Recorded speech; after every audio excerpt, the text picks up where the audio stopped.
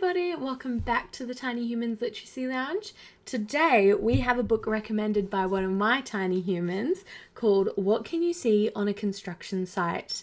And it was written by Kate Ware and illustrated by Maria Pereira. So let's jump into this story. What Can You See on a Construction Site? Written by Kate Ware and illustrated by Maria Pereira.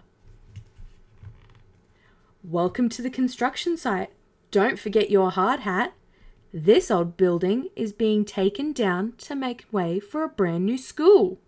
Can you spot a big crane? There are lots of rules that builders need to follow to make sure everyone stays safe. This lorry is dropping off materials to make the frame for the new school. The digger is making a deep trench. The plans for the building are kept in a site office. Can you see a little mouse?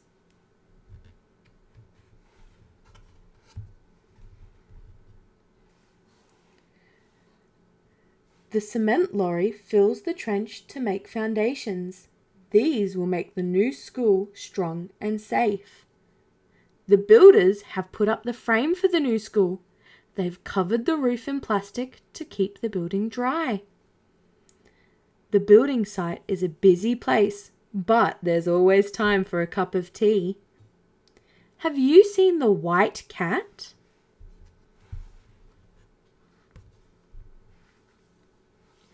This builder is in a scissor lift.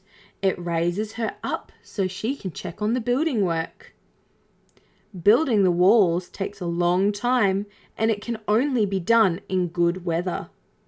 Can you see the black cat? Special builders called bricklayers build the walls out of bricks and cement.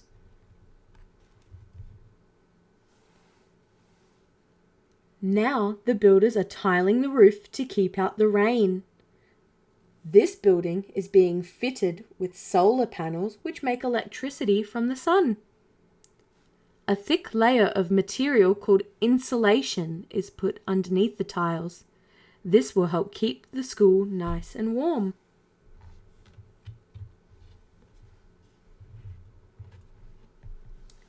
These workers are putting up the playground and planting the garden ready for all the children when the term begins. It takes very long to make a building, but the new school will be opening very soon. Can you see a worm low on the ground? The end. And that was What Can You See on a Construction Site, written by Kate Ware and illustrated by Maria Pereira.